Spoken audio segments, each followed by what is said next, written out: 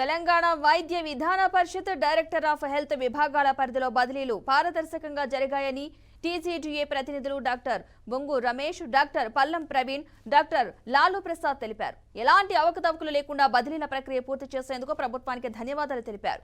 10 ఏళ్లుగా బదిలీలు లేక వైద్యులు ఇబ్బంది గురయ్యారని, జీవో 80 ప్రకారం 4 సంవత్సరాల సర్వీసు పూర్తి చేసిన వైద్యులను 40% మించకుండా బదిలీలు చేపట్టడంపై హర్షం వ్యక్తం చేశారు.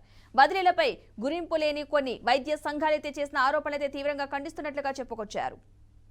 తెలంగాణ గవర్నమెంట్ డాక్టర్స్ అసోసియేషన్ ఒక వాచ్ డాగ్ లాగా మరి జనరల్ ట్రాన్స్ఫర్స్ జరుగుతూ ఉంటే మరి అక్కడ ఎక్కడ కూడా అవినీతి జరగకుండా జీవో 80 ఏదైతే ఉన్నదో గవర్నమెంట్ జరిగేటట్టు చూడడానికి మేమందరం కూడా ప్రయత్నం చేసి ఈరోజు జీవో 80ని ట్రాన్స్పరెంట్గా ఇంప్లిమెంట్ చేయడానికి గవర్నమెంట్తోని మాట్లాడుతూ సహకరిస్తూ మరి ఈరోజు జీవో 80ని పూర్తిగా ట్రాన్స్పరెంట్గా గవర్నమెంట్ ఇంప్లిమెంట్ చేసినందుకు మరి తెలంగాణ గవర్నమెంట్ డాక్టర్స్ అసోసియేషన్ తరఫున ముఖ్యమంత్రి గారికి, హెల్త్ మినిస్టర్ గారికి, ప్రిన్సిపల్ సెక్రటరీ గారికి అందరికి కూడా మరి ధన్యవాదాలు. గత 10 సంవత్సరాల నుంచి అసలు క్రమ పద్ధతిలో ఈ ట్రాన్స్ఫర్ జరగకపోవడం వల్లనే ఈరోజు ఈ 40% అనేది పర్టికులర్గా వైద్య రంగంలో ఇబ్బంది కలిగింది.